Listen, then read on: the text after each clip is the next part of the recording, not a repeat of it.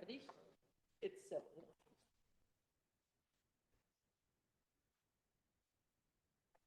In order to start with the pledge of allegiance. I pledge allegiance to the flag of the United States of America and to the republic for which it stands, one nation, under God, indivisible, with liberty and justice for all. Welcome everybody to tonight's meeting. We'll go ahead and move on to the second item, which is to approve tonight's agenda. So moved. Second. Motion by Mary and a second by John. Is there any discussion? Hearing none, all those in favor signify by saying aye. Aye. Opposed, same sign. Carried. We'll move on to item number 3, to approve tonight's consent calendar, which is the minutes from our April 23rd meeting and the payment of bills. So moved. Motion by John, second by Doug. Is there any discussion? Hearing none, all those in favor signify by saying aye. Aye. Opposed, same sign. Motion carried. All right, that brings us to item number 4, which is going to be the presentation of the electric rate study.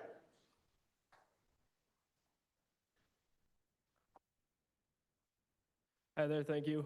Evan Liebens with Missouri River Energy Services. As you noted, we'll step through the electric rate study. It's been ongoing for a little over a year. We do these studies in general every 3 to 5 or 4 to 6 years. Make sure that your rates are keeping up with expenses. When you have big projects, certainly want to look at things that way as well. And then also to make sure each of your customer classes are paying really their fair share of the rate. So again, I have a presentation here that kind of highlights what the full report and rate study is. But I think this really covers kind of the main pieces that are out of there. Certainly, if you guys have any questions as I go through it, feel free to stop me. Otherwise, we'll have some time for questions at the end too. Try and get a little closer as well. Is that better?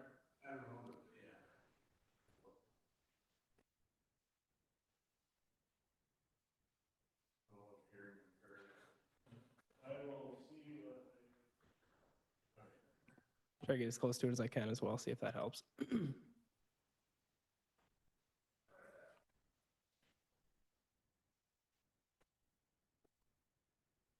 All right, so starting off with some highlights here. Again, as I mentioned, we do these studies fairly often. We have 61 members who work with most of our members, again, on a 3 to 5 year basis going through these studies, just really trying to make sure our costs, our rates are keeping up with our costs. Again, you can see the last 5 studies up there that MRES has completed starting back in 2002. I was back up here in front of the council in 2019 doing your last rate study. And if you looked at that second bullet, that's actually the last time you had an electric rate increase was back in September of 2017. So it's been almost 7 years, a pretty impressive span there of time. As we step through some of these slides in the coming pages, you'll see really why you were able to, or at least part of the reason you're able to hold rates stable for that long. But now, looking forward to the next couple bullets there, looking at some increases coming on, proposing a 7% increase in July of 2024, and then 5 to 7% increases in 2025 through 2027.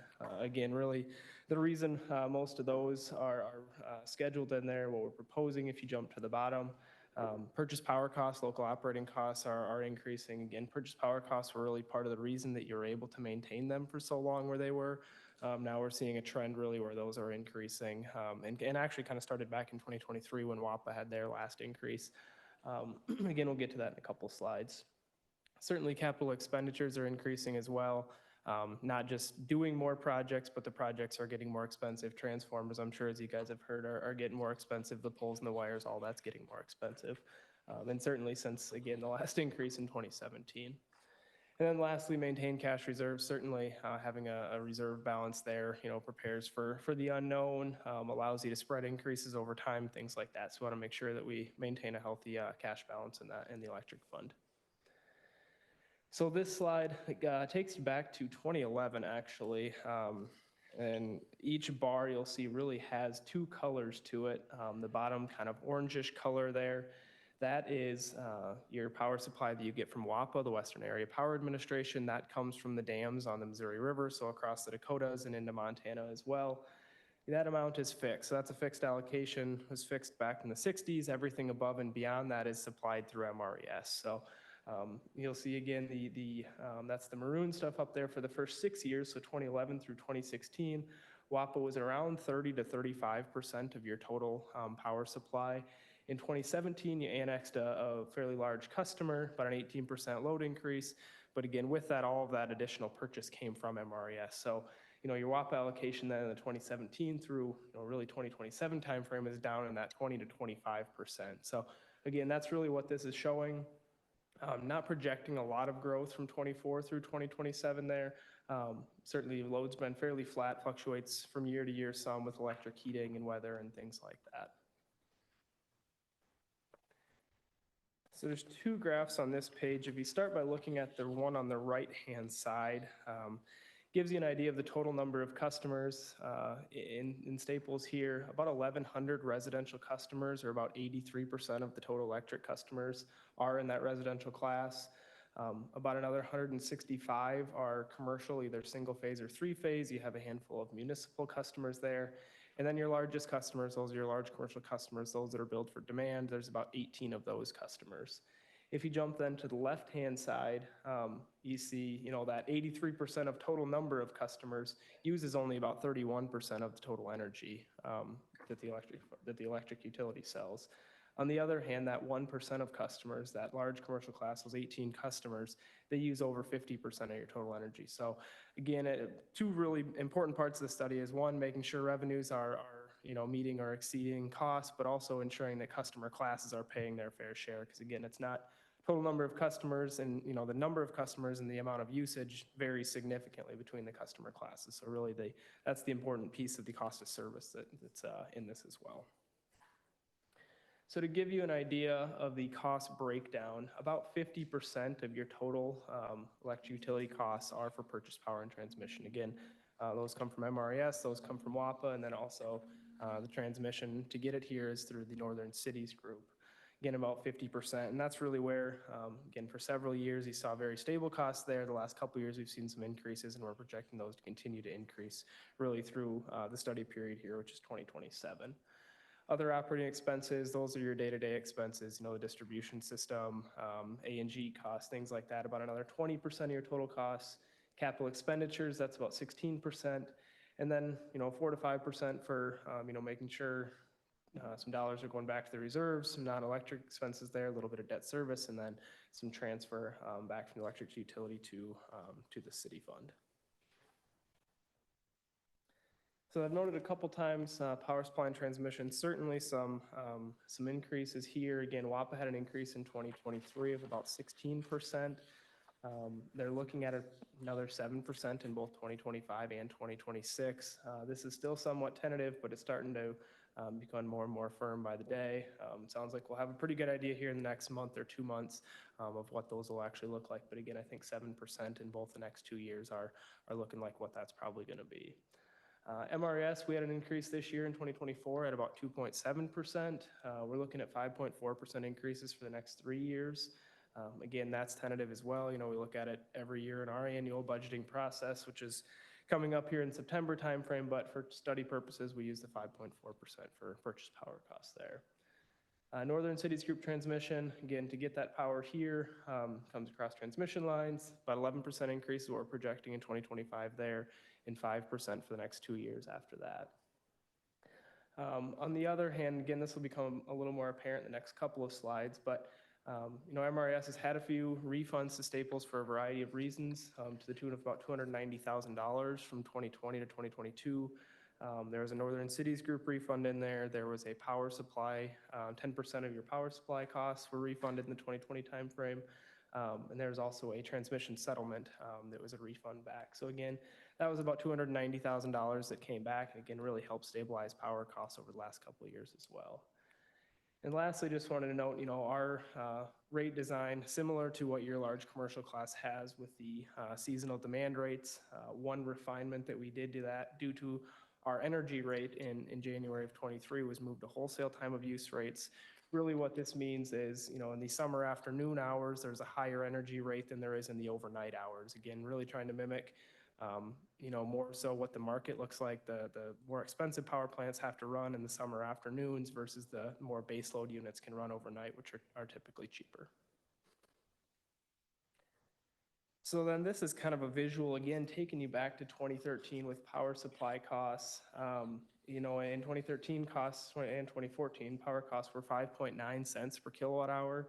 That increased to about 6.4 cents by 2015. And since that time frame, they really have come down or remained flat. So again, 6.4 cents in 2016, down to a low of 6 cents per kilowatt hour in 2020 and 2022 really. And then an increase there in 23, 24 up to about 6.1 cents per kilowatt hour. And by 2025 at 6.6 cents, that's really the first time we're seeing purchase power and transmission costs be higher than they have been historically. So again, a pretty long run there of either flat or decreasing purchase power and transmission costs. Part of the reason for this in the 2016-17 timeframe, WAPA actually had back-to-back 15% decreases. They were able to pay off some drought debt early. So again, they were actually able to reduce their rate. In the 2020 timeframe, MRES reduced our rate by eliminating the loss factor.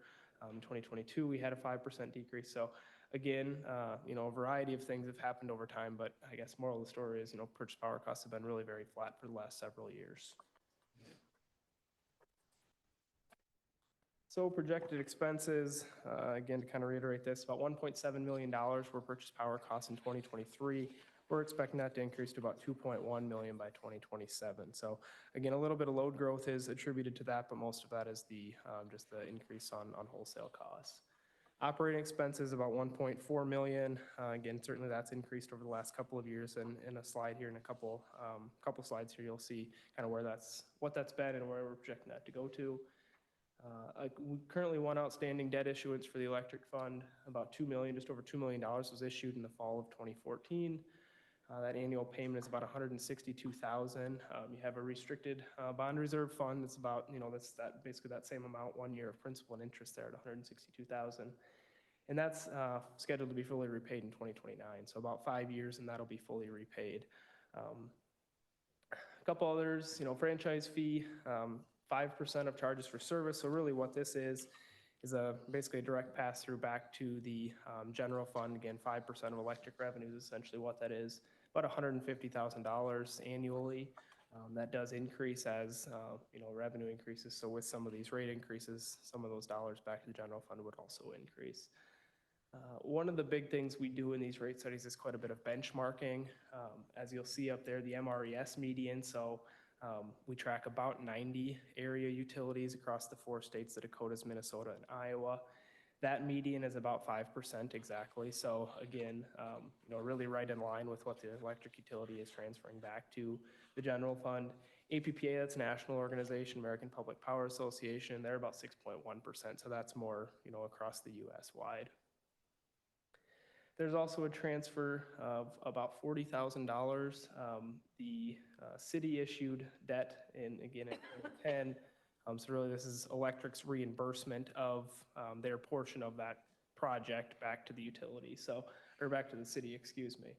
And that'll be fully repaid in 2028. So between this debt here and then the debt I noted that the electric fund it's actually issued under the electric fund, it's about $200,000 that'll drop off in the 2028, 2029 frame for expenses of the electric utility. Getting into capital expenditures then, again, the study period of 24 through 27, about 1.1 million. So again, between $300,000 and $400,000 annually is what the electric utility is projected to spend capital expenditures. I've got a few things listed there. Some of the larger projects, certainly there's others as well, but these were kind of some of the larger ticket items that were on the list there. And then there's 2 additional projects that I'll just mention here, and then the next slide has quite a bit more detail, but really a substation distribution improvement project and then some generation as well. Understand that you're kind of looking at both of these projects. Only one of them is likely to move forward. And here's really some of the details behind there that, again, were assumptions used in the study. About $800,000 is what Staples' share of the substation distribution projects would be. The study assumed those would be split $400,000 across 2026 and $400,000 across 2027. So again, as we see some of the net income and reserve levels going forward here, you'll see that drop in those 2 outer years when you see a big $400,000 chunk, in addition to the routine capital expenditures in those couple of years. This project has potential for grant funding. It's likely that if grant funding does not come through these projects, at least my understanding is that this project probably will not proceed. Likely to be funded with cash reserves, again, as I noted. And again, this is kind of what we've used as the base case for the projections going forward. The other main project then is generation. Again, Tim Blodgett behind me, he'll discuss some of the RCA and some of the details behind this agreement, but essentially about a $9 million cost for local generation here, be about 4.5 megawatts. And again, that would be under contract with MRES for the reserve capacity agreement. Really what this does is this provides us some capacity. This provides you guys the ability to have, the local reliability here. If a storm were to happen, you could run the local generation and again, still have lights on here in town. Upfront payment, so through this RCA program that we have, the upfront payment on a 4.5 megawatt generator would be just under that $2.2 million, again, to help offset some of those upfront costs of again, the $9 million generation. Annual payments there, so we also have an annual payment that gets made, again, for having that generator continue to be up and available on an annual basis. That's about $290,000 in 2027. Again, that's when we assume the generation could be online, is in 2027. Then the other about 6.9 million there would be debt issuance, assumed 30 years at about 4.5%. The principal and interest on that then is about $425,000. So, if you look at the principal and interest on that debt issuance, less what the annual payments from MRES would be, again, for having that under contract, it's about $135,000 is what the annual principal and interest really net would be out of the electric fund. And I will note too, right at the bottom there, the rate impacts for either project is really about the same. Again, in the first probably 3 years of these projections, the rate increases that are necessary are really recovering, the operating expenses, the purchase power and things like that. But the impacts actually for the generation and for that distribution substation projects are really about the same in the long term, in the out years there. This slide, I think, does a pretty good job of kind of summarizing, again, kind of the major categories really of where we're seeing the increases and what those increases are. Again, from 23 to 2027, purchase power costs are up about $380,000. At least that's what we're projecting, around 22%. Other operating expenses, about $150,000, about 16%.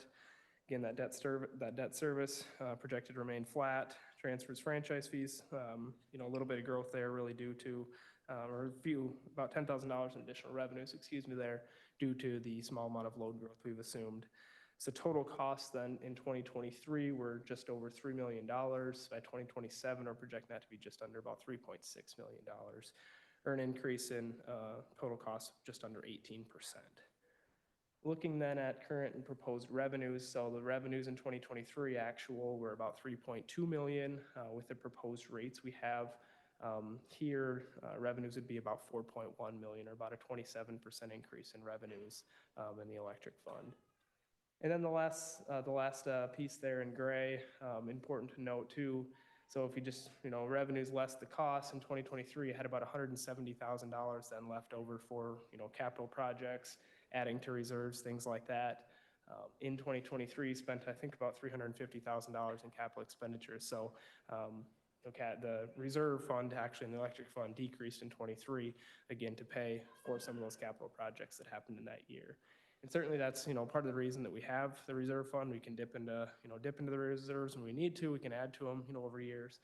But certainly we can't continue to dip into them every year.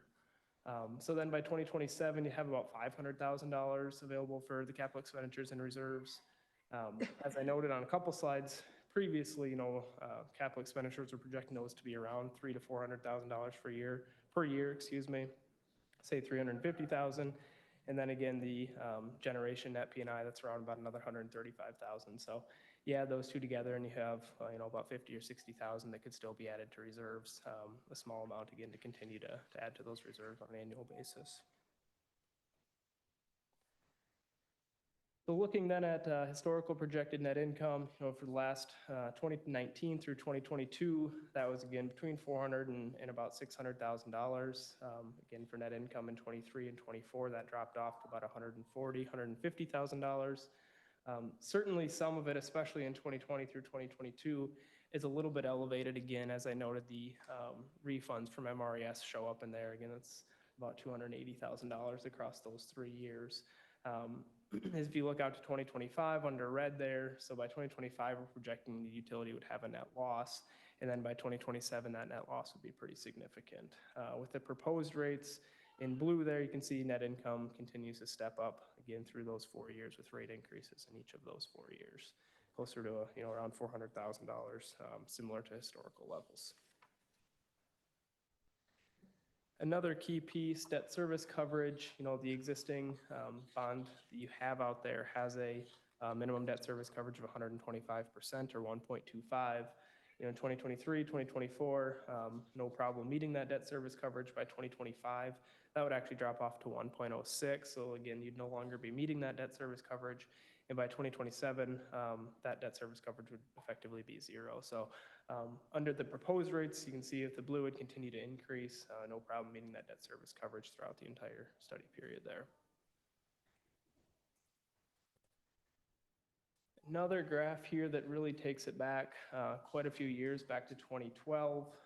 The red line here is actual reserves, again, up through 2023.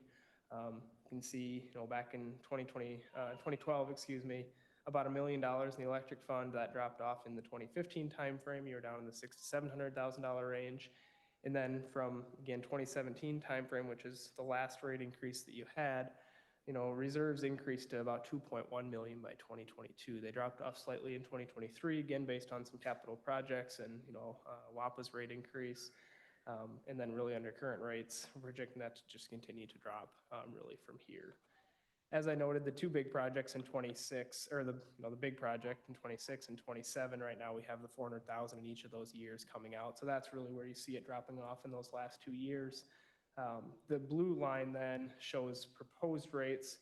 Again, 24 would be about 1.8 million and then drop off slightly after that. Again, 26 and 27 under this assumption too still shows that 400,000 each of those 2 years. So higher than normal capital expenditures in each of those years. And the other thing, and then the green line, is the minimum here. Again, we like to propose a minimum or have a minimum kind of, like to see reserves stay above that when possible. Certainly over time that increases. One real metric that we like to use is reserves as a percentage of operating revenues. Again, it really strips out the utilities, doesn't really matter the utility size. We track this across about 90-ish utilities too, and that's somewhere in the 60 to 70% range, which again is about where that 1.6 million is. So really, propose to see about a $1.6 million minimum reserves in the electric fund. Again, realizing slightly in 27 that it would drop below that, but really with those $200,000 dropping off annually for the debt service in 28, 29 timeframe, it would pop really right back up. Any questions on the financial piece of it? The next couple of slides get into a little bit of the cost of service, and then we'll look at some of the actual proposed rates. But any questions on the financial piece of it before I move on? Okay. So just a couple electric definitions here. Peak demand, this is really the maximum rate of power delivery. This is what we have to build power plants for. This is what we have to size our distribution lines to and our transmission lines to. Energy then is that 30 minutes multiplied across time. If you think of this as a car, peak demand is about how fast the car drives, whereas energy is really about how the total distance that it covers then. Load factor, this is really a descriptor of how consistent a customer uses the electric grid. A customer that uses it more consistent costs lower on a cost per kilowatt hour to serve. Again, you have to build the system to meet those peak demands. If a customer hits that peak demand for 1 hour out of the year, the system has to still be built to be up there, to support that. But it's not utilized very often. So those are kind of expensive assets to have out there if it doesn't get used very often.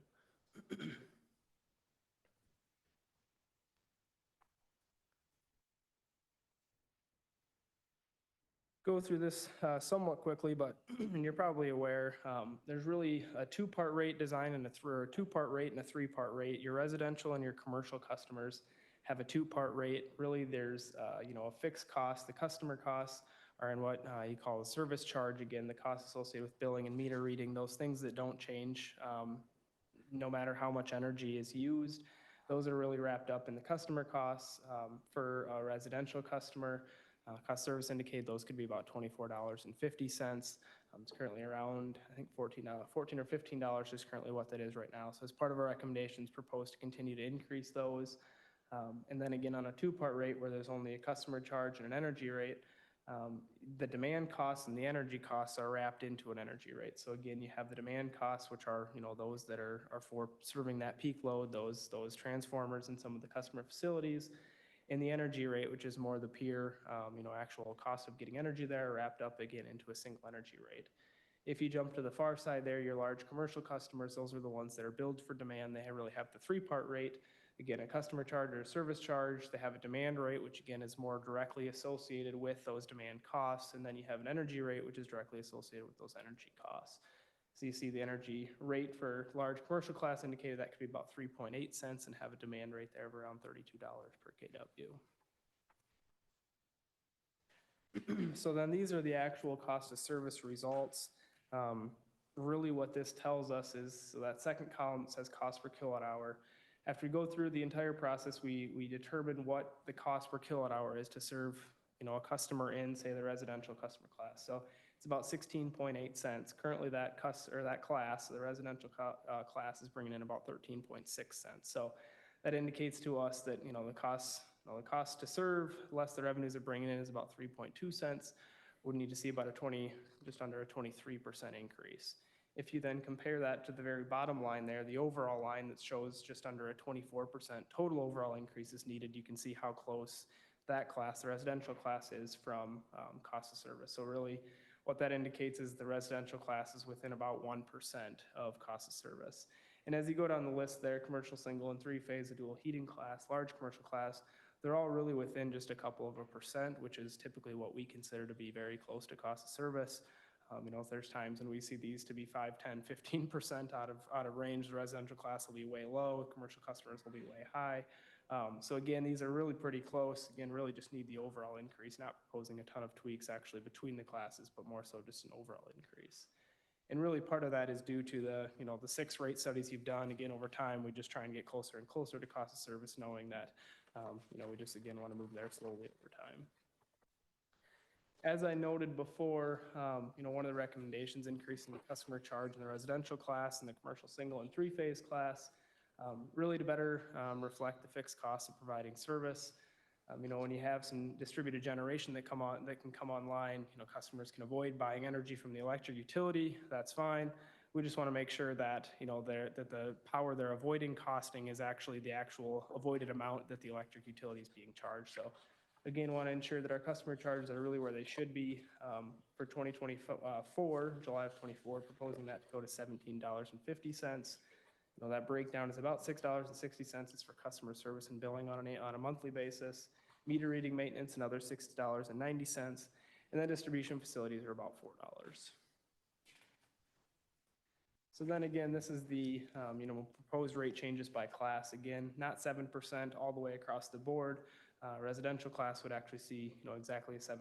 The 2 commercial single and three-phase customers would see just under 7%. Large commercial class just over 7%, and then the dual fuel class cost service indicated that should see the biggest increase. So that's about a 9% overall increase. Again, this is based on averages. So then here's what the actual proposed rates are. Again, residential class, current service charge there is $15. That'd go up $2.50 to $17.50. Energy charge there in the summer months is the 12.6 cents. That would go up to 13.3. And then September through May, that's at 10.8 cents. I'd go up to 11.3. So again, maintaining that, the difference, the higher energy rate in the summer, that seasonal energy rate really correlates with the higher MRES demand rates that we have, and then the on-peak summer energy rate that we have as well.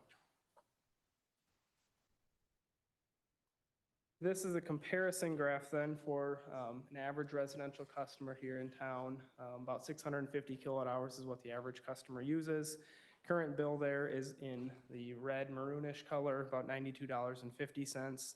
Under the proposed rates for July of '24, that would go up to about $98.90, about a $6.40 increase. Several other utilities on here, the yellow utilities or the gold, are municipal utilities. Many of these MRES serves. The green utilities are the investor-owned utilities in the area, or in Minnesota, excuse me, and then, of course, in purple there is Todd Wadena Co-op. One other thing to note on here with Todd Wadena Co-op is those that are in the Staples service territory do pay the 5% franchise fee that's not shown on here. So any Todd Wadena Co-op customer in the Staples service territory actually would see a 5% higher bill than what's shown in here, purple, or in purple here. Single three-phase commercial, again, you have a separate service charge for single phase and three-phase in the commercial class, about $20.50, and then $28 for a three-phase customer. You go up around $2 to $3 for each of those. Single phase would go up to 23, three-phase would go up to 31, and then an energy rate similar on the residential side, those going up 7 to 8 tenths of a cent in each, the summer months and the other 9 months as well. Again, a couple more comparison graphs. This first one here, commercial single phase customer, average usage about 1,700 kilowatt hours. Current bill $231 a month. That would go up to about $246 a month, or about $15, about 7%. And you can see several of the other utilities on here. I'll note too that many of the ones in yellow, the municipal utilities, are our members, are the MRES members, and we're either actively working or have recently wrapped up rate studies where they're seeing rate increases too. A lot of them in the 3 to 5, 4 to 6% increases over the next several years. Even more so aggressive, the green bars, the investor-owned utilities, a lot of them are seeing double-digit increases, 10, 15% increases on an annual basis. A lot of them are citing increased investment in renewables, transmission investments, things like that are really pushing their rates up too. This is a commercial three-phase customer, getting about 6,700 kilowatt hours per month. Current bill just over $850. They'd go up about $50 to $910. Large commercial class, proposing to maintain the service charge at $100, where that's at currently, again, proposing to maintain that. You have really the 4 seasons here, the spring, summer, fall, and then the winter, which correlate to the MRES seasons. We also have 4 seasons for our demand rate. So really that rate structure mimics what we have, again, proposing to increase each of those seasons by about the same amount, by about $3, $2.50, and then slightly increase the energy rate from about 4.6 cents up to 4.7 cents. So just 2 more comparison graphs here. This is a lower load factor, large commercial customer. So the amount of demand they use given the amount of energy they use, a lot of demand given the amount of energy they use. Typically a customer that costs more to serve. Currently they're at about $3,000. They'd go up to about $3,260. See about a 9% increase. And then this is a higher load factor customer. So again, the amount of energy they use relative to the amount of demand they use is more similar. This customer would see about a 7% increase. And then one other thing I would note here, and we can see it once we start to look at high load factor customers, low load factor customers, competitiveness. You see Todd Wadena on the last slide was 13% below below where your current bill is. On the high load factor customer, they're only about 5% below. So in looking at their rate structure, they have a very high energy rate relative to what their demand rate is. Probably artificially inflated on the energy side. The demand rate's probably somewhat low, but certainly they see a lot more fluctuations in customers with high load factors versus low load factors. And then the last couple here, dual fuel heating class again. This indicated about a 9% increase. maintaining the service charge where it's at $6, and summer rate would go up from 12.6 to 13.3. That really matches what that residential rate is. And then the other 9 months, they pay the 5 cent. This will go up to about 5.4 cents. Lastly, with security lighting, maintaining the 100 watt and the 250 watt HPS lights right where they're at. And then there was no rate for the 57 watt LED and the 130 watt LED. So establishing a rate of $6.70 per light and $8.50 per light there. Then really just wrapping everything up, again, proposing 7% increase in July of this year. Evaluating what the next increases for 25 through 27 as we know what some of the additional power costs are. Again, preliminarily, those look like somewhere between 5 and 7%. Certainly can work with Scott, later this year to ensure, January and 25 and beyond are, still looking like that's where they should be. But, really, even without either capital projects, we're seeing that these rate increases are likely to be needed. Again, purchase power, transmission costs, the operating costs, all those are really driving costs up, whether these capital projects really happen or not. Again, based on cost service, the impacts will vary, by customer and by class. Certainly, within the residential class, there's customers that use 1,000 kilowatt hours, and there's some that use 300. What I showed there was 650 for a typical increase of about $6.50 per month for, again, a typical residential customer. And then really the very end there, rates will continue to reflect purchase power and the fixed costs, again, with increasing those customer charges and maintaining financial position where it's at, that reserve level near or above the minimum recommended threshold there. So that's really all I have, unless there's any questions. Certainly can revisit something if needed.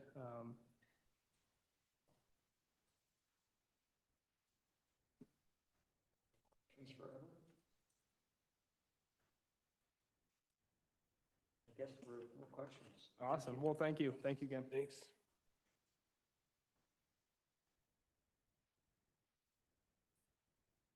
That moves us on to the next item of business, which is to consider approving Resolution 1948, adopting electric rates.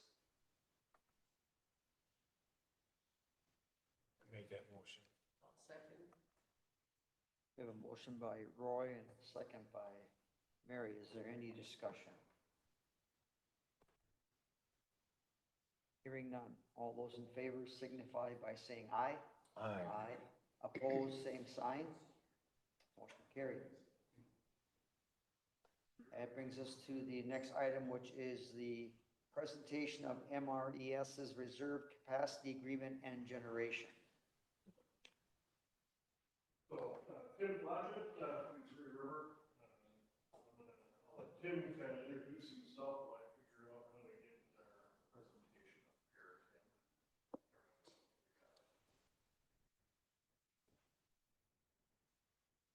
Well, thank you, Cheryl. Appreciate that. Tim Blodgett, I'm Vice President, Member Services and Operations. And my caveat to all this is I am not the subject matter expert on distributed generation. So I just want to throw that out there. But I know people that are back on our staff. But Scott had asked since I was here if I could just kind of give a high-level overview. So if you got any deep technical questions, I may not be your guy, but we'll be able to get back to you on this. But wanted to, Scott asked that kind of go through and just give you a little bit of information on what we call it our RCA agreement, which is our Reserved Capacity Agreements program is what that is. And I'll talk a little bit about that. And just from an agenda standpoint, what we're going to do is I'm going to just give you a little bit of background of what's going on in the market and why we need additional capacity out there. And then I'll talk a little bit about our program itself. And then I'll just talk about some of the requirements of that program. But if you look today and Evan just went through and hopefully you have an understanding of capacity versus energy. And, we've got too much energy when the wind's blowing in this region. We don't have enough typically when it's not, especially in extreme weather conditions. And so, but we as an operator, we are required by the market, by the Mid-Continent Independent System Operator, which is the market that you're in, we are required to have capacity plus reserves above and beyond what that peak need is. Meaning that, so going back to Winter Storm Uri or something like that, that we have for our members, we've got enough capacity that can run generation for that period of time. So we're required to have that capacity. We could look at it in a couple different fashions. We could look at building it ourselves centralized, or we can team with our members and utilize the capacity of theirs. And that's what this program does, and I'll talk a little bit more about that. This chart here is from the Mid-Continent Independent System Operator, or excuse me, this is our chart here. And what this shows is what you're looking at, the red line there is our requirement. So, and down below you got each year. So this is our projection out. You can see our various resources that we have there in regards to the different colors represent our different generation, our different capacity. And you can see the muni there in the light blue. That's kind of that middle bar or middle part of the bar there.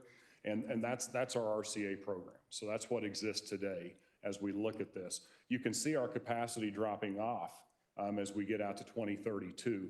Reason is for that is that we're expecting some of our resources are going to be, we're going to have to retire them as we look, just based on age and so forth. And so this is our challenge. Plus that also factors in as well if you go to the red, then that's our requirement up there. So you can see what we're projecting as our requirement. So we've got to fill that gap.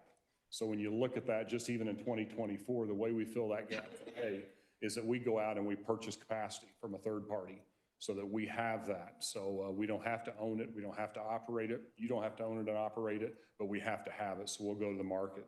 And so it sets the stage a little bit. This next graph then, when we look at this comes from the Mid-Continent Independent System Operator, MISO. This is the RTO, the market in this region. And the interesting thing here is this is a perfect example of we're moving to less dispatchable resources is really what this points out. So this is a capacity graph, but if you look at it, and it's by year, back in 2022, that's the baseline. What we're measuring over here is, when you look at it, is we're measuring plus or minus, so increase or decrease in capacity. And this is for the overall market. And this is in gigawatts, which 1,000 megawatts, because capacity is measured in megawatts or gigawatts, and then energy is in megawatt hours. So that's the difference, the metric between the two, as Evan talked through there a little bit as well on that, similar to demand and energy to a certain extent.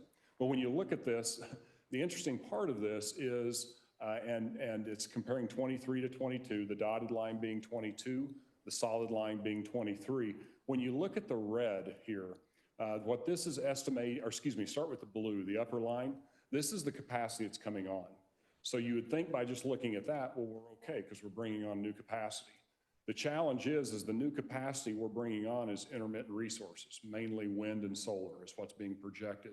So when we call on that, is it there or not when we need it? Obviously, it's going to be weather dependent. If the wind's not blowing, it's not there. The sun's not shining, it's not there. So this bottom line then, this red line here, as you look at it, that's what they call the accredited capacity. So when you look at, for example, hydro, it's in the high 90s, 90+% of the time, 99% of the time it's going to be there. When hydro wouldn't be there on the Missouri River is when there's a unit out for maintenance or something like that, because it has to have that maintenance. Coal plants, they're typically in the high 80s, low 90% accredited capacity, meaning it's available that amount of time. You move over to wind, it's 30, 35%, solar below that, and they're declining. And the reason they're declining on the accredited capacity side of things is because the more of that we bring on, that just it makes it, because when it's not available, none of it's available. So it keeps getting, the markets are putting less and less capacity on this. And so I'm not bashing wind or solar, but it paints the picture of we have to have something that's dispatchable is really what this is showing. And we have to go out and find that, or we have to purchase in the market that. So that's what this is showing here, to just kind of set the stage. Next slide is, so we need about, in each of our markets, because we're also in the Southwest Power Pool, the market to the west, and the Dakotas, and parts of Iowa, and actually we have a few members in Minnesota too on the western edge of this. But what this shows here is what we need. So we need about 50 megawatts total, 25 in each market is what we're looking for. Again, we fill that void today because we go out and purchase it in the market. And I'll show you that in just a second. So what we're planning to do though, is we evaluate then, okay, what's it cost us to build something new for that capacity? What's it cost for us to go to the market and purchase it? And what would it cost our members to be able to have that and us be able to dispatch that and call on that capacity as needed? And so that's where we're at today.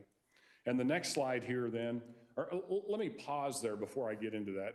Are there any questions, just because that was really an overview of the market and what we're facing as making sure that we have energy available when needed. I mean, that's the key, and with all of that. Any questions on that? Okay, I'll move into our program, what we call our Reserve Capacity Agreement Program. And this was started back in the 2000s. And the reason for this, the reason we really like this and our members like it is, one, is that if our members can own it, operate it, have it behind the meter, it's a more valuable resource today than what it used to be. You know, it used to be we had everything centralized. Today, from a reliability standpoint, if we can get the and always for that matter, if we can get the generation supply closer to the load source, then we're better from a reliability standpoint. Theoretically, we don't have to rely on the transmission system. Combine that today with our challenges of it is very, very long to get anything added onto the transmission system. So if we want to build something, we're looking at probably 4 to 7 years at the earliest that we could bring on a new resource, because of the transmission queue within MISO is so backed up right now and clogged up with all these other things so we've got to plan a long time in advance. Now, if you bring on, or if our members bring on a generation asset behind your substation on your side of the meter, then you can bring that on at any point in time, you know, when it's available. We don't have to go get permission from the regulatory bodies to bring on a new source. So that's another value point. And then the value point that I talked about earlier as well is just that you have it from a reliability standpoint when the market's not calling on it. And what I mean by that is that, say, transmission goes down coming into town. Now you can use it. So it can be a backup generation source for you. If we're like in a Winter Storm Uri or something where the market needs it and calls on it, you won't be able to use it. It gets called into the market and it's committed to the market. So that's the pro and the con with that, if you will. So that's what we're looking at with this. But the key with this, though, is you own it, you operate it, and we pay you for that. That's the bottom line for that capacity. And we pay for the energy, we pay for the personnel to operate, the fuel cost, everything associated with it. Next slide, please. Just a picture. I mean, if you are familiar with a diesel engine in a diesel truck, these are a little larger, but the same premise. I mean, it's just a reciprocating internal combustion engine is what it is. We call them RICE units in the industry. And today we've got 156 megawatts of this behind 19 members' meters. So we've got 19 members that own and operate these, we call them oil-fired, they're diesel basically. And we call them peaking units because they're not, these types of units aren't built to run base load and run all the time. That's not their purpose. They've been designed to be a quick start, very minimal runtime. Matter of fact, we think that, you know, based on experience, these would only get called on from the market. We refer to it as 0.5% of the time. So they're really there for capacity because when we need it, we got to have it. The rest of the time they don't run. They do some testing and things like that. But beyond that, these things don't get a lot of hours put on them, which is very odd, I realize, but it's the nature of the market anymore, is that we need that capacity to be able to back up all the intermittent resources. If all we had were coal and nuclear, we wouldn't need these guys, because we call on these dispatchable resources all the time. Next slide. So again, I kind of explained a lot of this, but the reason that we're needing this today is, you know, the reason that we have our program and the reason we've upgraded our program to incentivize our members even more from a financial standpoint. And I'll talk about those program updates here in just a second. I already mentioned we need the additional capacity. It is more economic for you to have this versus us to try to build something centralized, both from a timing and a cost standpoint, because these are some of the most affordable things we can put in today based on those two factors and based on how the market conditions are. They can also be installed relatively quickly. Now, again, you know, the supply chain and everything slowed things down, but these can be up and running 2 to 4 years, typically, you know, based on when you order and so forth, and get those put in. And then again, they provide emergency access for you when we're not calling on it, when the market's not calling on it, you have it for emergency purposes locally. So on the cost sharing side, then this is something that we're very attuned to. Before, basically, and what we did was we will pay you an upfront sum of money, and Evan went through that for this, and then we'll pay you over a period of time as well. Because again, we want to make sure that you're incentivized to do this and that we're absorbing the majority of the risk from a financial standpoint on these units out there. Before, we were only paying about 40% of the cost. Actually, it was a little higher, but as inflation and our supply chain issues, the cost went up. We heard from the members saying, hey, for you to cover what you were covering before in the program isn't enough for us to take that risk. So we went back and we looked at it and said, we can go up to 70 to 90% of that cost coverage, and it's still better than us trying to build something centralized or even going to the market and buying it. And I'll show you a graph on that next year. But so it just gives you an idea that we've really upped the incentives to take that risk off of you and pay for more of that unit going forward. And what this is here is, this is MISO's, they call it cost of new entry. This is the cone price for the planning years, for the future years, as you look at it for the past and the future. Right now, we're at $10.37, the highest it's ever been. So what the market is saying is we don't have enough capacity. And so we're going to, and what we have to pay is, this is a penalty for us.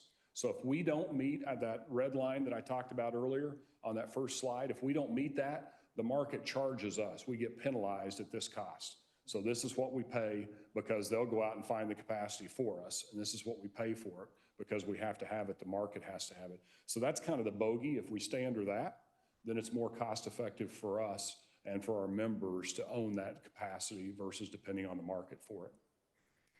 So this is then what you're looking at here is, this is our current pricing. Evan went through this a little bit. Again, you just saw the first column there on the MISO cone today. This is our rates, this previous 24-25.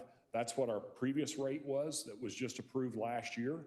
Again, we heard the members come back and say, hey, that's not enough with prices. When we talked to our engineering firm, the members talked to our engineering firm, it's not covering this. So we've got to have more if you want us to own and operate these. And so we kicked that up by $2. You'll see over on the lump sum payment, we basically doubled the lump sum payment there for KW per month, just from the standpoint of, again, trying to get back where it's competitive for the member to own and operate this on our behalf. And we think that cone price is only going to increase. So as we look out, that cone price, we think the cost capacity is going to continue going up because we need more and more, as that second graph I showed, as we're starting to say we're adding capacity, but the accredited capacity is going down because we're adding just wind and solar. We're adding just, for the most part, we're just adding, renewable resources that aren't dispatchable. All right, next slide. Let me pause there before the member requirements, because this is really what would be imposed upon you all if you decide to move this forward. But any questions, again, on kind of where we're coming from and our formula and the reason why we're looking for our members to own and operate these? And Scott, did I miss anything in going through that? Okay, just correct me if I'm wrong, because Scott probably understands this a lot better than I do, to tell you the truth, as far as the technical aspects of it. So the member requirements then, when you look at this, this is what, you need staff available to be able to be on site to start these. We have 2 hours of dispatch when we call on them. A lot of times we'll have lead ups. We call it our energy emergency alerts, that we'll have lead ups. Sometimes we don't. Sometimes something's happened in the market, something's tripped offline, boom, we got to get them up. So that 2 hours of dispatch time, within 2 hours, we need that. And it takes a little bit to get the units up. So it's not just somebody shows up within 2 hours. They need to be there a little earlier to get the units ready to roll and to go. Then prepared to operate 24 hours a day for 5 days, up to 5 days. Firm fuel supply to operate 20 plus hours with replenishment capabilities. This is a key. We saw during Winter Storm Uri, we were running these units and we were running them straight. And so we were having to have fuel hauled in, or our members were having to have fuel hauled in. We were doing it at our centralized units as well when we didn't have natural gas. And at our Exira plant in Iowa, we were having fuel semis pulling through constantly. Obviously, you wouldn't have to have that for these smaller units, but you'd still need to make sure you can replenish your supply source if we have one of those extreme weather events like we did back with Uri. Engine maintenance, that's, you need to be able to do that. Ability to operate in extreme weather conditions, that's a key right there. These can't be sitting outside. They've got to be contained. They've got to be in insulated buildings and so forth so that they can run when it's in extreme cold conditions. And then they have tests that they go through, so forth.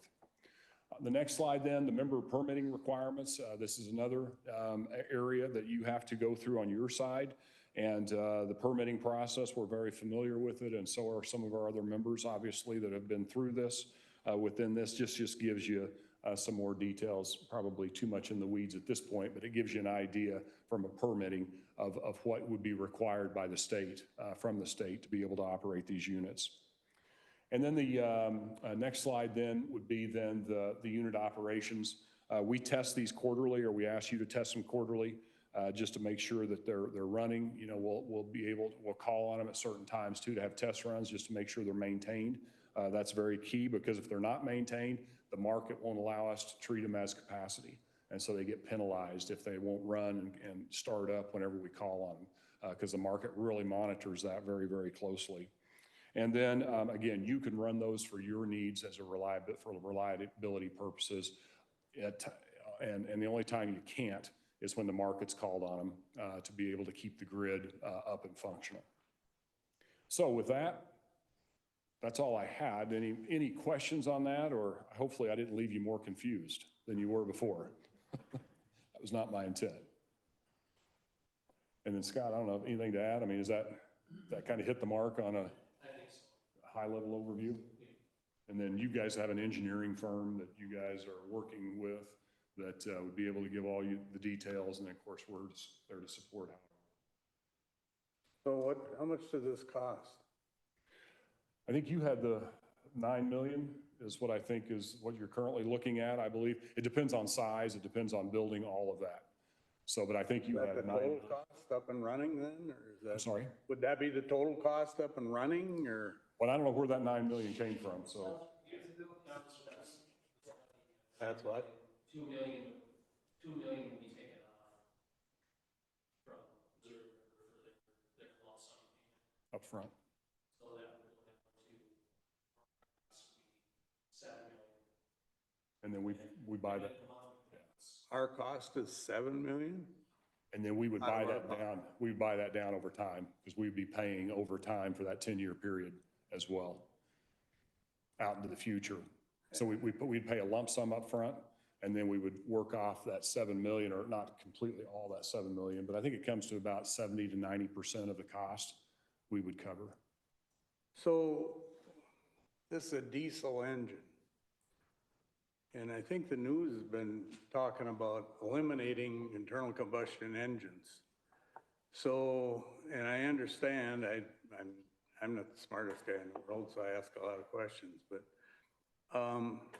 I understand that our governor in Minnesota didn't include diesel engines as far as being or diesel being a fossil fuel carbon producer or something like that.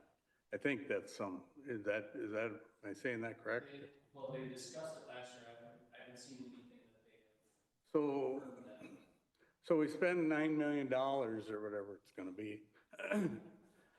And all of a sudden they decide that in Minnesota, we can't have diesel engines, or if we're lucky like Taylor Swift and our climate czar, we can buy carbon credits maybe at an additional cost to this. And I'm having a hard time making sense of it, any of this, because for one thing, we basically, we have a power company, but we don't generate power. We rely on you guys to do that, and then we buy it from you. And it would seem like to me that at this point in time, we're kind of getting left in a lurch a little bit. We've relied on you for all this time, and I don't know if it has to do with, I mean, I understand all the things that are going on with coal plants and atomic plants and all that stuff. I understand that, but we gotta have power, and our government sooner or later probably will figure that out. But I don't know if you're not keeping up with the times or, and, you know, because it says it takes 4 years to get this up and running. I think that's what I heard. And it takes you guys 7 years to get a power plant online or up and running or whatever. So wouldn't it make more sense to just build a power plant? So, yeah, you had a lot of questions there. I've got some, first off, going back so that you're not at risk. If there's a carbon tax or some type of air emission tax imposed, we would cover that into the future. So we would take that risk off of you as well. As far as leaving you in a lurch, we are not doing that because you don't have to do this and we will still provide your power supply. So that this is not a requirement by any means. So we will cover. This is just a least cost resource as we look at what the cost is for either us to purchase in the market or, and it's really, it's a hedge. We're hedging our risk a little bit too, that we've got some ownership, you've got some ownership versus us relying too much on the market because we try to get that balance as well. The centralized we can build, we will build, we're looking at it now. But again, the main problem with that is connecting to the transmission system. We can connect behind the meter or behind your substation on the distribution system side, and we don't have to wait for the regulatory body to approve a transmission interconnect, which is what drives that lengthy period for something connecting directly to the transmission system. So that's where our time risk is, why it takes much longer to build a centralized unit out on the grid versus putting smaller units behind that. So I don't want to leave the impression that we're not planning, we're not keeping up with times. We think that diesel and some level of carbon will have to continue to be relied on for reliability unless we solve that with nuclear or something, but we have to have something dispatchable. And the market will, the regulators will figure this, will learn this when we start having blackouts, which we hope does not happen. We hope it never gets to that. We're trying to do everything within our power not to have that happen. But from the standpoint of what we're doing, I don't want to mislead you in regards that we're not prepared and we're not doing things other than putting all of the onus back on you. You have plans to build a power plant? Yes. Well, we're looking at it. There's nothing approved yet, but we are looking right now. We're evaluating a centralized natural gas unit with that. We're also looking at additional other resources. So, I mean, we're even considering, and again, these are all just, we're looking at all the above strategies. So we're even investigating nuclear. I mean, so it's just, we have to look at everything and see what the costs and because reliability and affordability are the two big things that we're focused on from our standpoint. Is there a timeline on that at all, or? Well, yeah, I mean, looking at it is one thing, but. No, there'll be some decisions made soon because we are to a point, right now, we still have the luxury of Laramie River Station out in Wheatland, Wyoming, that is providing us a lot of capacity and it's a big baseload resource for us. So we've got that. We've still got our Exira plant in Iowa. Those we don't see anything going anytime soon. But as we look at this, we're looking out to that 2030 to 2035 time horizon. And that's what we're planning on, having something built before then to be able to address capacity needs then back to that chart. And not every community will have this opportunity. You have an infinite number of communities that could possibly say they want to do this. Sure. Yeah, we've not shut it off, you know, and we've not capped it at this point in time. But yeah, everybody has an equal opportunity if they would like to move forward with this type of generation as part of this program. Have you had any feedback from the 19 cities that already have this? Are they happy with With the program? the program? or Yes. Operating? Yeah. Yeah, they are, and some of them are even looking at expanding their existing, adding some new units in with that as well. So you know, what we don't want to do is we don't want a community that already can self-provide. We don't want them adding excess because then we run into issues too on getting that back out on the grid as well. So, but some have room to be able to add some additional capacity on their side and still be under what their peak is. They may not even need to use this extra capacity, but it's there in case, but it's also there for you guys to be able to pull into the market. So it's. Yeah, and the market calls on it because the market's going to look at at what's available, what will run, and the least cost. So they look at the most reliable, least cost is the order they start calling on units across, I mean, and the grid runs from Canada all the way down to the Gulf Coast when you look at the Mid-Continent Independent System Operator. So it's a huge grid. So did I understand you correctly when you said, if there's like a major storm, like what, that one in Texas or whatever, it was, Yeah, shut down all the windmills? Yeah, 2021, the Uri. We don't have control of that then, right? You don't if the market needs it. You do not. Well, you've got control of it. We'd be penalized. You can't run it just for your own purposes because it's going to be committed to the market to keep the system up and stable. So we might still be in the dark. Right. Well, Yep. I think there, that's a very rare possibility because we have a one-way feed on the transmission. If the market calls on it, but we're out of power because our transmission line is out, we can't really, Right. we'd be running for no reason. I mean, then the market could be calling on it, we could still be out, but we would be supplying ourselves because it would have nowhere to go. So, I mean, the chances that we would be out of power during a major emergency and have our generation running and us being without is almost, is minimal, I mean, at best. Yeah, that's a good point, Scott, because what would happen is you'd probably be forced into rolling blackouts or rolling brownouts. And still that generation would be running if there's a transmission system issue and there's the transmission system's not operational, then that's when you would use it. So if you lost, say a tornado comes through and knocks out transmission, then you'd be able to use it because you can't get it out anyway. But in the extreme weather condition side of it, if the market's calling on it, it just means that, you're going to have to go through the same cycling that the whole market or all of the loads being called upon to do with that. And that's very rare. It's only happens, Winter Storm Uri is the only one we've had it happen where we had 4 members that got cut off for 2 hours at a time. I'm going to say I'm going to rely on my 69-year-old brain here, but I can tell you something that's probably really rare is that a power outage. I've lived in this town for 69 years, and I don't recall everything, of course, but I do recall, or I don't recall, that we've ever been without power for, I think maybe we were close to 24 hours here a few years ago that we were without power, but it's not the end of the world.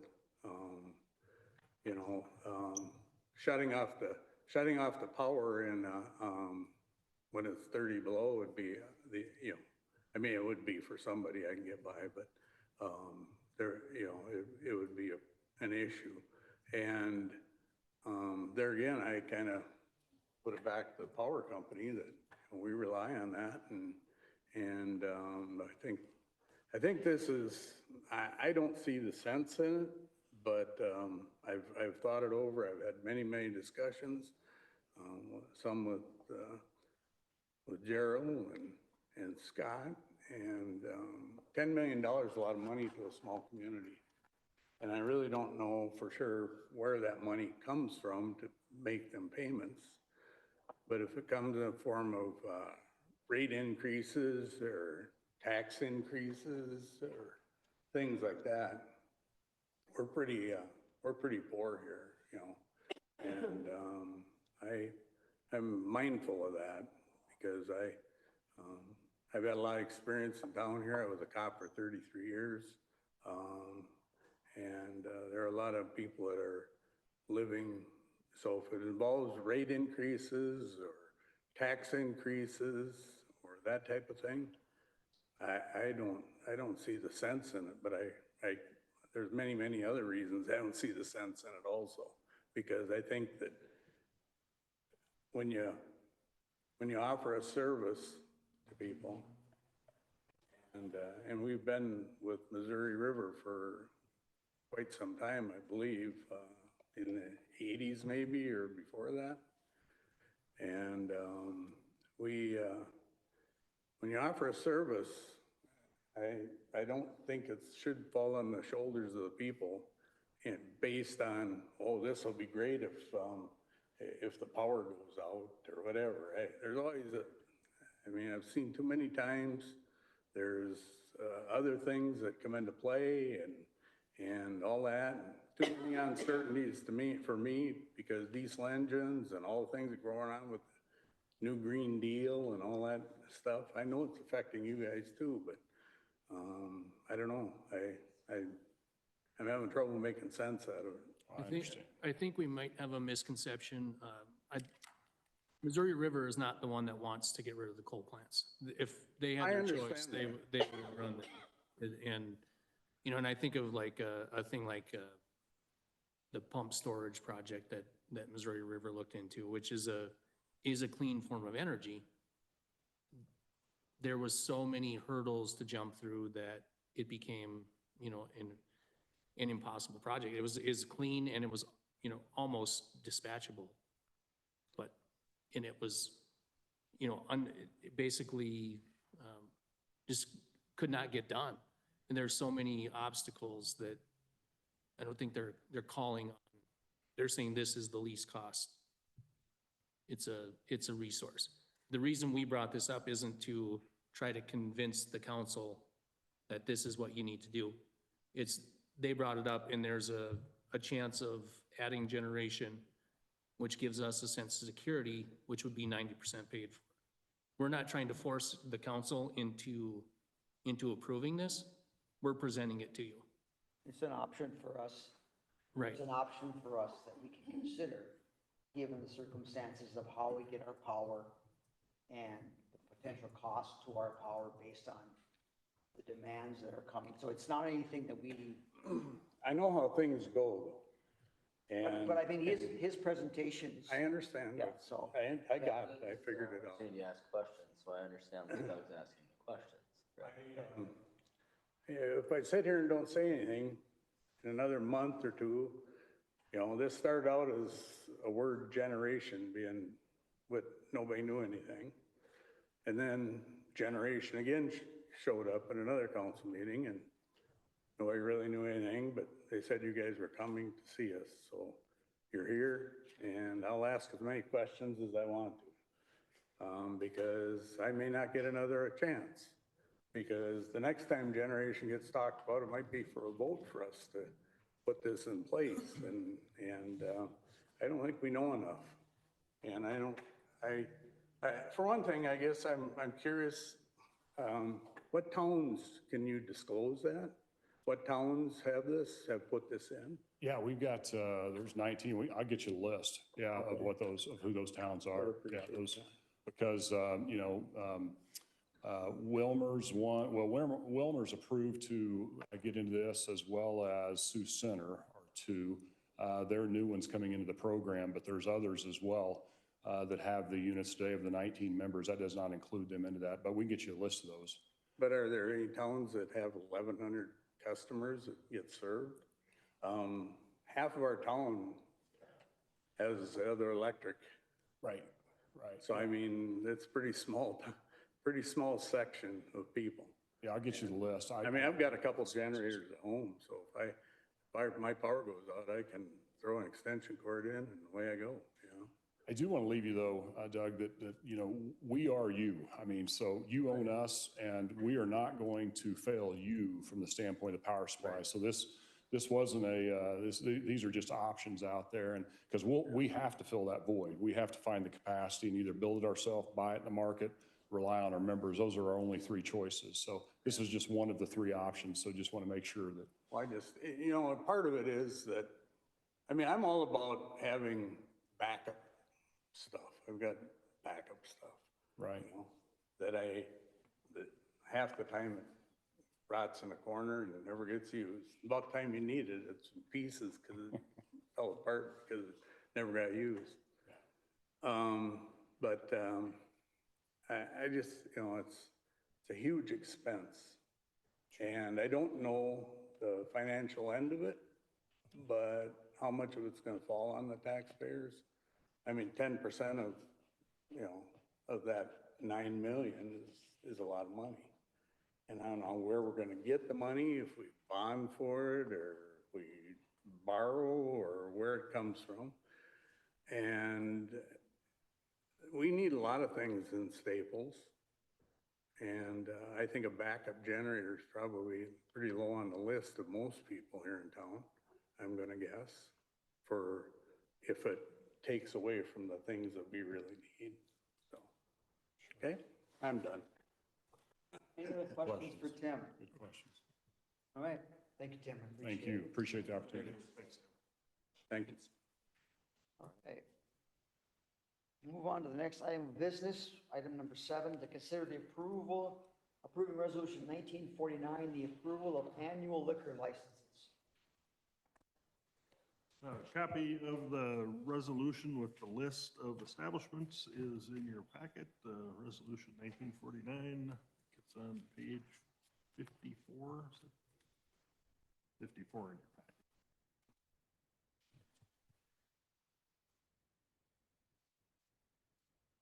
I'll make a motion for the approval of the liquor licenses as stated. Second. We had a motion from John, second by Blake. Any discussion? Hearing none, all those in favor signify by saying aye. Aye. Opposed, same sign. Aye. Motion carried.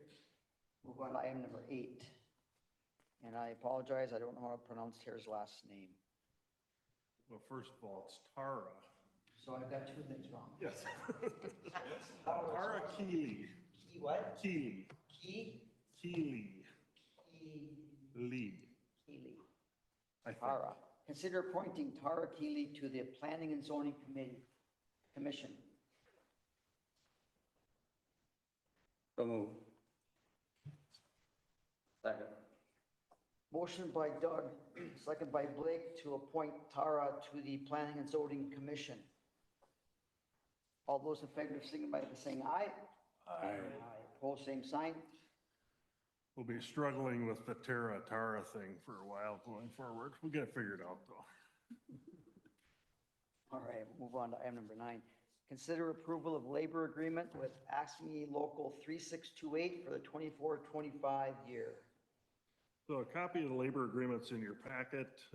This is something that we were going to take action on at the February meeting, but with the restructure, there was a status quo order, but everybody is in agreement to go ahead and take action on it, so folks can get their increase wage that was negotiated and so forth. So basically, the labor agreement has the 5.5, 4.5, adds Juneteenth, changes Columbus to the indigenous peoples, and aligns the clothing allowance with what IBEW has.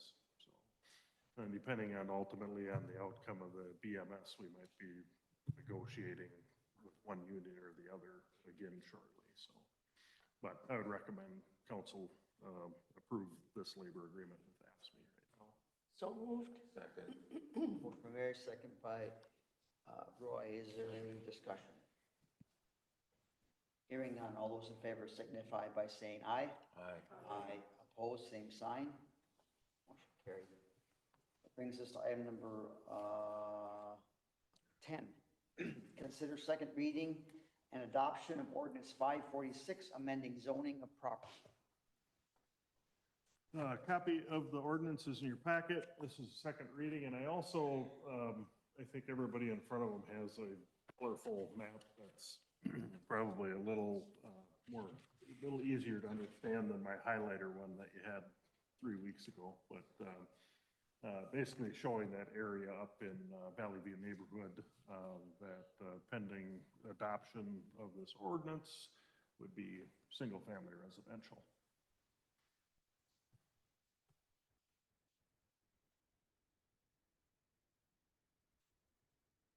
If there's any questions on that, recommend approval.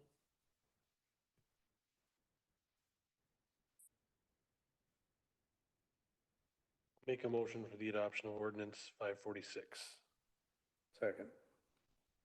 We have a motion by John, a second by Doug to the second reading of the adoption of ordinance 546. Is there any discussion? Hearing none, all those in favor signify by saying aye. Aye. Opposed, same sign. Carried. Brings us to item number 11, consider adoption of the City of Staples City Council invocation policy. So a copy of the proposed policy is in your packet. We talked about it 3 weeks ago, and this is basically the same version of that. You know, and again, from the previous version where it talked about City of Staples, it has 56479 zip code. So similar, same thing as 3 weeks ago.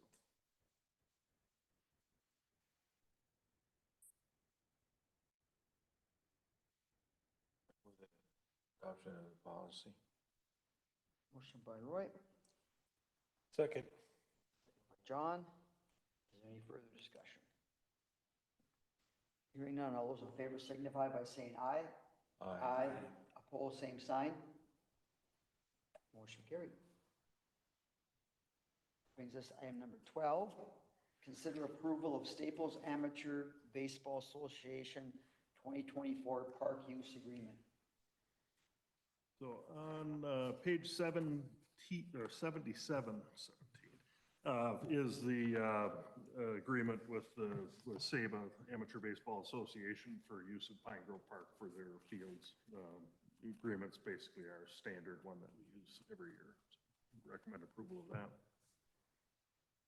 So what does the fee go to? It goes into the Park and Rec Fund.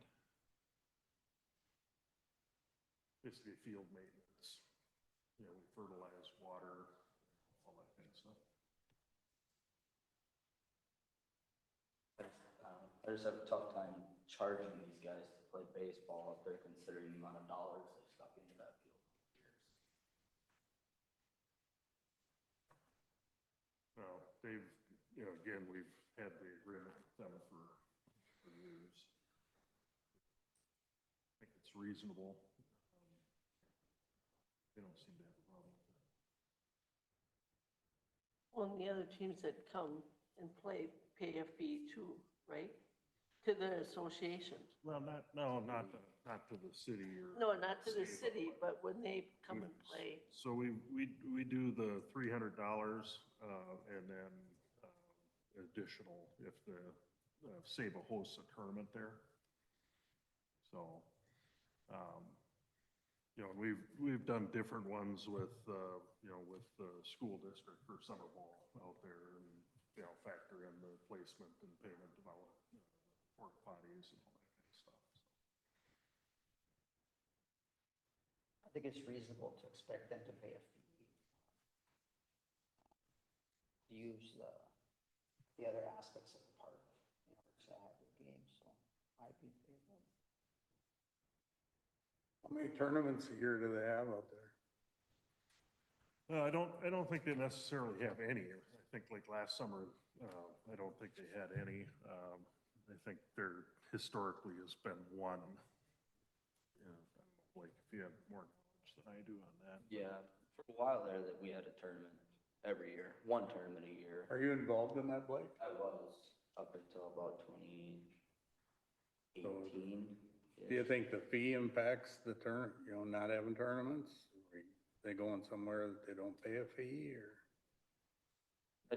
I mean, I understand the yearly fee for the league play, you know, because they're using it more often than one tournament, but for one tournament, you got 7 visiting teams who come to our town, camp here, buy groceries, gas, food, you name it. So to charge an additional fee for extra income coming to town, I think is a little.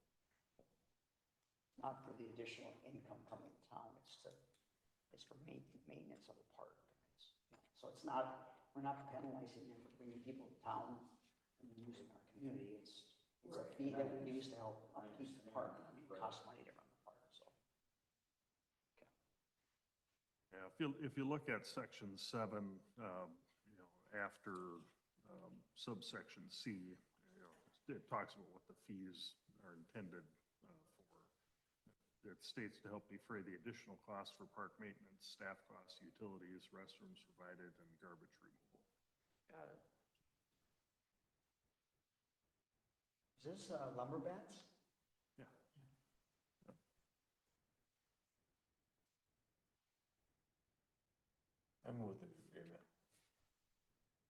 Second. Motion by Roy, second by John. Is there any further discussion? Hearing none, all those in favor signify by saying aye. Aye. Aye. Opposed, same sign. Motion carried. All right, move on to 13. Consider approval of resolution 1950, accepting donation from Staples Rotary. Get another donation for the bike rodeo in the amount of 500. Recommend approval of that. So moved. Second. Is that gambling money, Jerry? No, Rotary does not have charity gambling. Thank you. Motion by Mary, You second buy by- your roses in the fall. That's a gamble. Motion by Mary, second by, I don't know who seconded. Blake? All right, Mary, motion, Blake, second. Any discussion besides the side comments that were made? All right. All those in favor, signify by saying aye. Aye. Opposed, same sign. All right. I'll move on to committee reports, and we only have one tonight, Public Works Commission. So a lot of this stuff in the Public Works was covered already by the presentations. So one thing we do need council action on is regarding the appraisals and the assessments for the Second Street Northeast project. So we had an appraisal done. He found that the properties were, the improvements would be in an amount to between $9,000 and $13,000. Yeah. Or $10,000 and $13,000, I'm sorry. And the costs of the project would probably be more than that.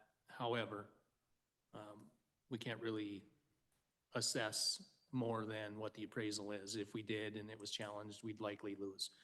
So we came up with the engineers came up with a way to assess the properties so that it will come out to the amounts of the proposed or the appraised improvements. And so what that is that the frontage, which would be the street and the curb and gutter and things like that, we would be charging $28 a foot. And then the sidewalk, we would be charging $2 a foot. And then each service line and driveway would be assessed at the actual cost that it costs to bring it to the individual resident. So on average, it equaled out to be between $10,000 and $13,000 per house. And so what we're asking the council to do is to approve the process, the way that we are assessing the properties. Is that for Second Street? No. Correct. Yeah, okay.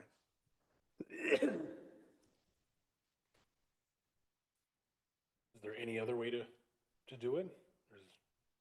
Or is that basically the only way to do it? Well, that's pretty much the way that it'll work out to come out correctly. You know, if we assessed it, say if we said, well, the actual cost of the street and the curb, driveways, all that stuff was $25,000, but the improvement to the property was only $13,000. They challenged the assessment. So just a little bit of background to the whole special assessment process. Minnesota statute, chapter 429 deals with special assessments. And we can assess for improvements as long as the cost of improvements do not exceed the increase in the benefit to the property or the market value of the property. So what the cities have seen across the state as cost for infrastructure projects like this have increased so dramatically as more and more challenges to the proposed assessment when that time comes. And typically that comes after the project is already done, so it's not like cities can say, oh, fine, we're not going to do it. But if there is that challenge, then individual property appraisals would be done, and ultimately whatever that benefit amount is what the cities would be able to assess to that property. So 2-3 months ago or whatever, we determined that we would go ahead and have a general appraisal done for properties in that area to determine what that, kind of what that range is for special assessments. And so, our recommendation to the Public Works Commission and Public Works recommendation to council is that we adopt this philosophy, which is supported by the appraisal and our city attorney, so. So that's done by a licensed appraiser then? Mhm. Okay. Yeah.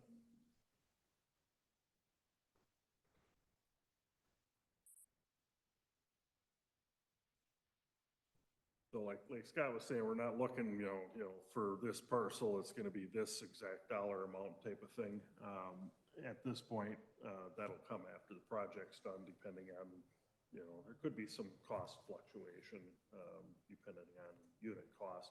But just the process or the philosophy for assessing that property is laid out in minutes of it. This isn't necessarily a big change from what the property owners that live there now are under the impression of how it's gonna work.